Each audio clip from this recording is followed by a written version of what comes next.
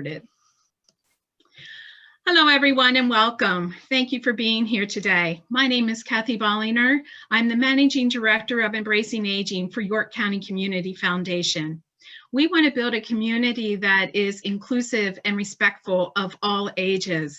And too often we find that people project shame on growing older. So that's not okay. One of the ways that we're addressing that is hosting a series of virtual sessions with people who will share insights about their aging experiences, life lessons, challenges, and things that inspire them.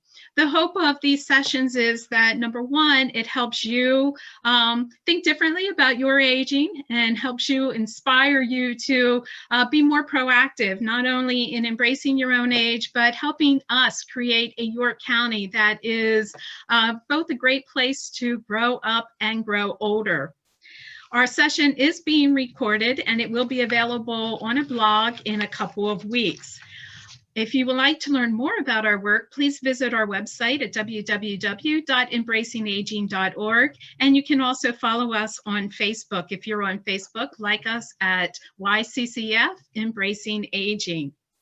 The first 20 minutes of our session today will be question answer. And then the last 10 minutes, what we'll be doing is opening it up to all of you. So you can ask anyone questions, especially our guests today, questions, as well as make comments in using our comment box.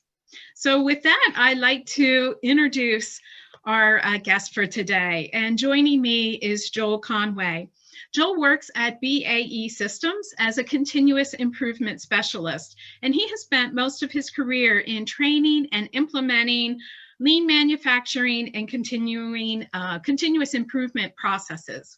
Now, I met Joel 25 years ago while we both worked at the Pfaltzgraff Company, and we remained colleagues ever since and friends. And, you know, some people call Joel a regular guy, or at least that's what our session title said. But I got to tell you, Joel is so much more than regular. He leaves such a great, huge imprint in the heart of the lives that he touches. And I think you'll learn more and hear more about that today. So I was so excited when he agreed to share his perspectives and his stories with us today. And he has lots of great experiences as outlined in our description. So Joel's very thoughtful and intentional approach to maintaining a good quality relationships, not only with older adults, but with anybody who he's friends with, is a great example that we can all learn from. And I'm thrilled to have him joining us today. Welcome, Joel. Good morning, everyone, and thank you so much for joining us today. Great. So let's jump in, Joel.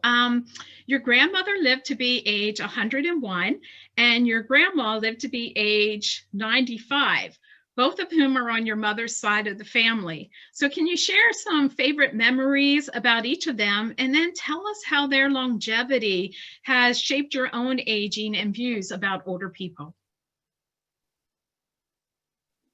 Sure. Let me share a photo with you first.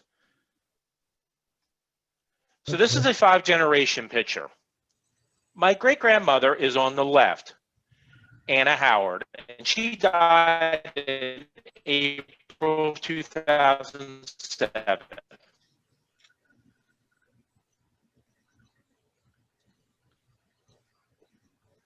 Ending tradition of baking family members their favorite cake or pie on their birthday.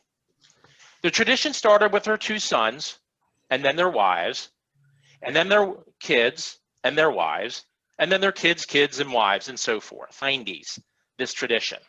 Now, I need to confess, I always picked the kind of cake, wanted cake, that my own family members didn't necessarily care for, so that I could have the majority of the cake. My father did the same with blueberry pie. Now, how did her longevity shape my aging, my own aging reviews? Well, the fact that she made the effort and took the time and was dedicated to baking a cake or a pie for all family members in her birthday late in life has really stuck. Cake and pie may not have been the best, but it was the fact that she's filling in mothballs, but that's a story for another time. I've taken her tradition to heart.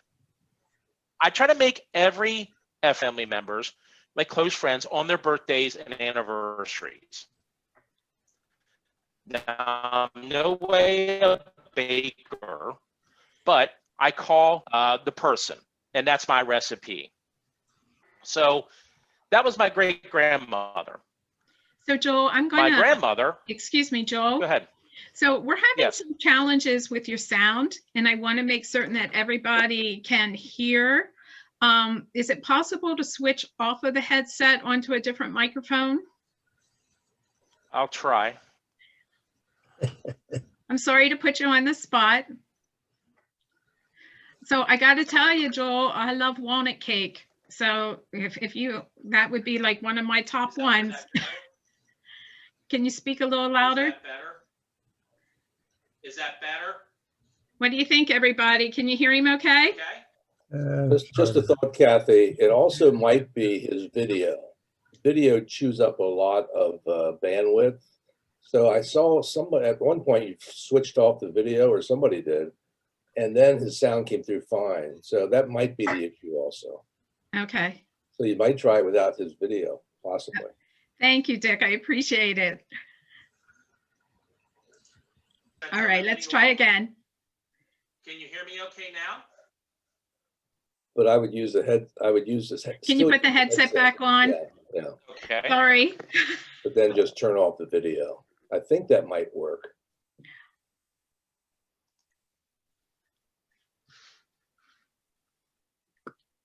Can you hear me okay now? And I'll turn the video off. Yes, there we go. How's Oh, no, wait, we want to see your Is that face, better? though.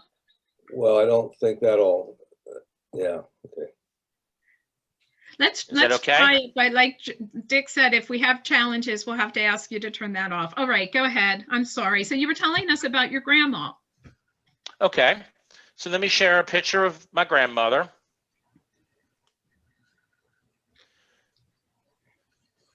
So this is a picture of my grandmother and my grandfather. Now, my grandmother, Howard, she had passed away this past March. My grandfather, Darvin Howard, was 91 years old when he died. My favorite memory of her was just simply visiting and talking with her at the kitchen table. I would arrive and she would either be cutting out coupons or reading the newspaper or doing a word search puzzle. She loved doing word search puzzles. It kept her mind sharp. And it seemed that she always had several puzzle books that she was working on at one time. She would stop working on the puzzle and then we would chat. Now, of course, we would talk about the weather or something in the newspaper. But it was very tough to talk to her or ask her what she was doing lately because as she aged, she was not very mobile and didn't leave the house very often. There you are. However, I always made sure that we would talk about something and engage with her. So I'd ask her about her past, such as her childhood, growing up on a farm, history things like things that happened during her lifetime, or small town things. We both grew up in Windsor, in the Red Line area. I was very blessed that my grandmother was able to retain and remember and speak about things in her past. It was very interesting to hear her point of view about things. So how did her longevity shape my own aging or views? Well, first of all, I kept in mind to try to keep my mind sharp. So I tried to do a puzzle or play a game every day. So I started out with Sudoku and that was too much work. So I thought I'll play solitaire. And of course, I don't get the playing cards out. I get out my smartphone. So it does give me a challenge every day. Now, secondly, I have extreme appreciation for past experiences and wisdom of older people. I like to engage and have conversations, not just in my own family, but with my extended family members, such as parents of my friends. I've been extremely lucky and fortunate to have a long, good foundation with my friends. I've got to know the entire family. Occasionally I will visit, sometimes take them favorite treats, or have coffee with them. We'll catch up and sometimes discuss an experience or period of life. I really believe that the younger generation really needs to take heart to get to know older people, not just in their family. I really think older people deserve the respect of getting to know their wealth of knowledge and wisdom.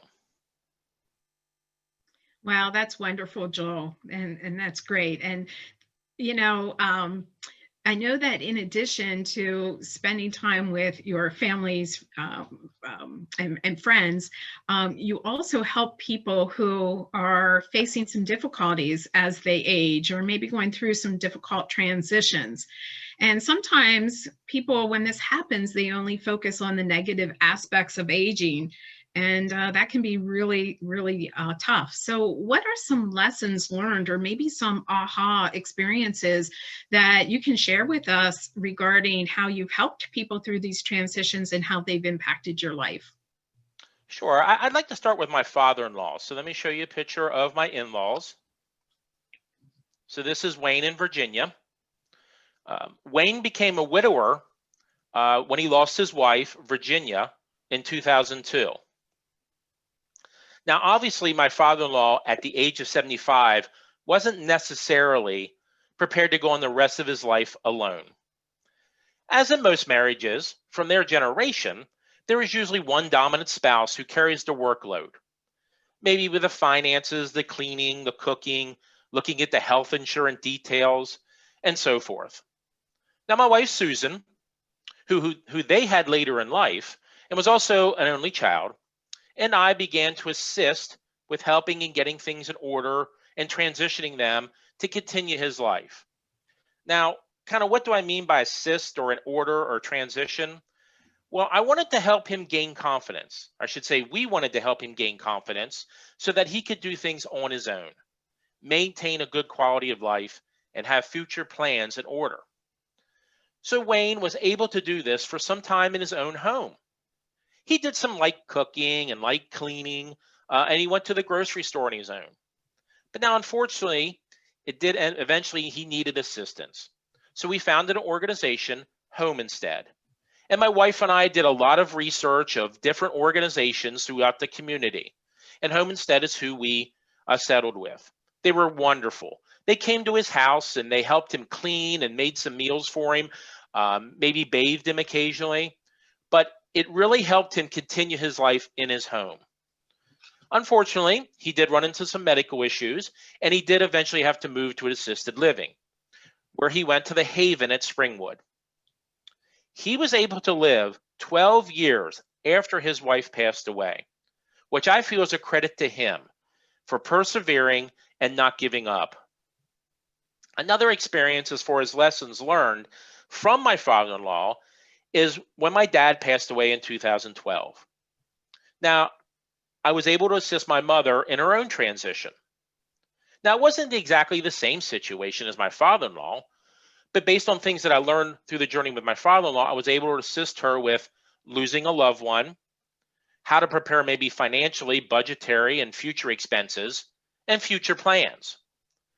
Also, I took the advantage to look at my own planning for my later years, which I will expand on a little bit later in the conversation.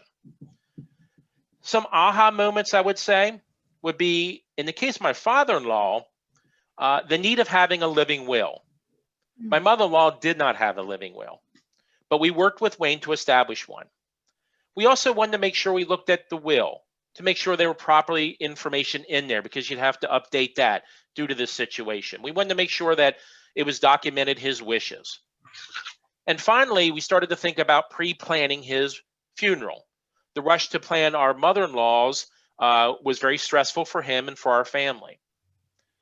Now, these were tough conversations to have with Wayne, thinking about his future in later years. But it also helped him feel at ease to abide by his wishes. So, for example, Wayne was very passionate about being recognized as a military veteran. He had served in the, I think it was Army Air Force, which was before the Air Force. And he wasn't the type of person that talked a lot about his time in the service, but having these conversations, we were able to honor his wishes. So, of course, these things of wills, living wills and wishes, got to me thinking about me and my wife, of how we wanted to have our situation in the future. I also, when the subject allows, or and friends that I talk to. I also share my learnings with them. And then finally, Kathy, you had mentioned about combating negative aspects of aging. An example I can give you is some of my extended family members have had some time in physical rehab. This can be time about doubts of quality of life and depression, and that can set in. So I feel the need to visit my extended family members. And in these situations, even when they come home, I like to maybe visit them as well and provide some encouragement and some happiness. I like to give them a smile and maybe take them their favorite treat. I have a gentleman that likes Hershey bars, and I used to work at Hershey. So even though I can't get the freshest ones anymore, I can also buy them in the store. But I'll take them to them and I'll visit and kind of reassure them of, even though they had a bump in the road, they still need to push forward with life. Wow. Thank you, Joel. And I'm sure those words of encouragement, excuse me, help a lot as people are facing some difficult times. It sounds like you've already shared some of the ways that you've done this, but as people might be looking at you or who know you, they might be thinking, well, he's a younger, older adult, if you will. What other ways are you proactively planning for your aging experience 30, 40 years down the road? What are you thinking about? Well, I don't really think about it much. No, just kidding. So most of the people that know me very well know that I'm very detail oriented and a planning person. So I like to check things off a list when complete. Now, not to be morbid, but I've been asked by many friends and family, do you have a prepared checklist for the funeral director for the final steps of your life? And I said, no, but most people know what the answer is for that. So yes, I've given considerable thought about my later years. And based on what I've seen with my own family or friends of my parents, I've been very proactively thinking about my later years. So some of the areas of focus would be financially. I've asked myself, what do I want to spend my money on when I transition? So I like to use the word transition. I've begun to use that more and more rather than retirement, because I still have to be active as my health allows. So I want to make sure that financially that I have the resources to maybe travel. Maybe there's bucket list things out there. Also make sure I live within my means. I've even marked on my calendar to start to look into long-term care insurance. Now, I don't know if I'll do it, but I've marked on my calendar that I want to do that. Also, transition jobs. So most likely I will not just want to not be doing anything. So I've asked myself, what job would I choose if money wasn't a factor? So I started to create a list that I'm interested in.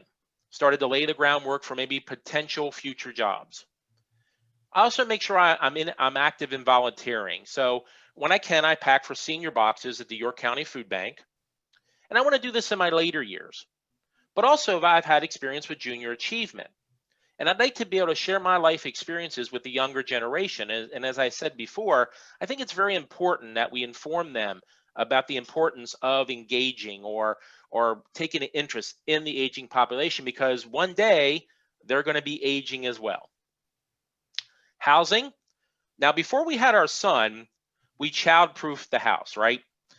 Now I'm adult-proofing the house, okay? And in fact, I just bought brand new rug grippers for our rugs so we don't trip over our rugs. There were some rugs that were in question, and I wanted to make sure that we don't have an accident here at the house. Also, other future housing options I'd like to consider is a one-level house. I've really seen how that's really benefited my in-laws and my mother and my father when he was living. And I also have, I know some people that are in 55 older communities, so I would definitely be looking into that. Now, I've even considered stopping driving at a particular age. Now, that most likely won't happen, plus my son's a little nervous because if he's still home, he'd have to be driving me around. So those are the things that I've been thinking about. So, your humor and thoughtfulness are two things that I admire most about you, Joel, and you exude positivity. And I think all of us who know you can say that is so true. And I guess, what advice do you have for your future self, which you've kind of already alluded to, but also to us, or especially when we're, might be dragging our heels a little bit or in denial about growing older? Or how can we keep trying to focus on the positive aspects of aging? Well, first of all, I can only hope that I would be blessed with the longevity that my older family members have had. I quite hope that happens. So secondly, I think you need to keep perspective about life, especially as you age. Life is not static. It's always in motion. It can be swirly, changing, evolving, dancing, flowing. And that's what I need to do as well as I age. So I need to make sure that I'm accepting of the natural process of life. Understand my limitation, but always strive to have a good quality life despite any obstacles that I may come up with. And finally, you mentioned humor and laughter, and I want to make sure I continue to laugh about something every day. And no matter what age, continue to perform acts of kindness. Mm. So to kind of finish up on that question, I had a particularly good role model for acts of kindness, and that was my dad. My dad had many jobs in his career. He was a home delivery milkman. He was a school bus driver, and that seemed to be a lot his favorite jobs. Now, he always went the extra mile for his customers on the milk route and enjoyed interacting with kids when he drove the school bus or when he was coaching. He was a coach of baseball. But it was really not until his later years that it really touched me. Now, he had some medical challenges as he aged, but he always tried to make others and even strangers happy. Years ago, there was an article in the newspaper, and it was titled "God Blessed Me with a Stroke." It was by Bob Rosensteel Sr. It talked about the attitudes of others in rehab. And I'm going to read what he wrote briefly. It was the selfless love and concern of people like my roommate, who was more concerned about making sure that I got one of his cupcakes that he made in therapy than the fact that he might possibly lose another leg to infection. This is the same man who endured 4 hours of kidney dialysis 3 times weekly, yet loved to share a good joke and laugh and have a lot of fun with the nurses and people in rehab. That roommate was my father. And as I age, I want to make sure to be that type of person in my later years. Oh, wow, Joel. Thank you so much for sharing. Oh, my goodness. So I want to open it up to all of you to ask Joel questions or comments, to share.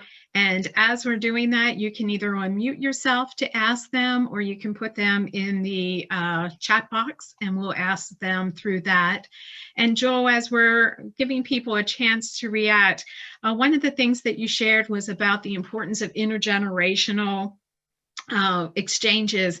And I wanted to ask you, I know you have a son, Noah, age 22. What are you doing to encourage him to continue to have conversations with older adults in your family and and among his friends? Well, I try to make sure that I set a good example for him, that I share with him different opportunities. Obviously, at 22 years old, he's his own person, but I try to make sure that he sees the advantages of engaging with older adults. He was, even at a young age, when we would visit our father-in-law when he was assisted living, he was very good about going over and engaging with him. Wonderful. Thank you. All right, anyone, what would you like to share?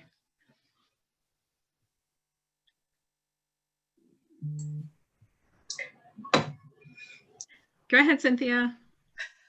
Hi, Joel. Thanks for talking to us today. Sure. So my question is, you sound very, very educated just in general about the aging process and things like that. What are you doing in order to make sure that you have the right resources or that you know the right folks to ask questions to? Who are your resource points? How about that? Well, a lot of it is the foundation I have with my friends, but I also search the internet. I've obviously been educated quite well by the Embracing Agement campaign, getting information there. But I think it's talking to different people, whether let's say I know them real well or not. I would say, you know, situations of when we were visiting my father-in-law in rehab, in assisted living, talking with those individuals, just gathering as much resources as possible and making note of things. I tend to have a good memory and write a lot of things down. So I try to keep a book of things and keep that as resources. Great. Thanks.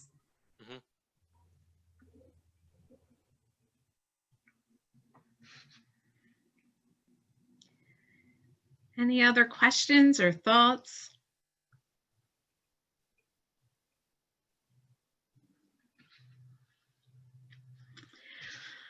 All right. Well, what I'd like to do is again say a huge thank you, Joel, for sharing today and inspiring us. Like I said, you are so much more than just a regular guy, and we so appreciate you talking aging with us today. I also want to say a huge thank you to all of you who signed up for today's session and who invested your time with us this morning to hear from Joel and to learn more. I hope that you'll take what he shared today out and use it to inspire how you think about your own aging, older adults as a group, and to help us create a York County that is a great place to grow older. And I want to let you know that if you haven't already done so, visit our website at www.embracingaging. At the bottom of that page, we have a calendar of events, and it shares with you the different Embracing Aging talks that we have coming up. Our next one is on December 9th at 10 o'clock. It is with a dynamic duo from the Hanover area, Donald and Edna Sterner. Their title is called The Gift of Age, and they're going to be talking to us about how they're maximizing their older years as what we call volunteer extraordinaires. So again, please sign up for that, and thank you for sharing your time with us. We truly appreciate it. See you, everyone. Bye-bye.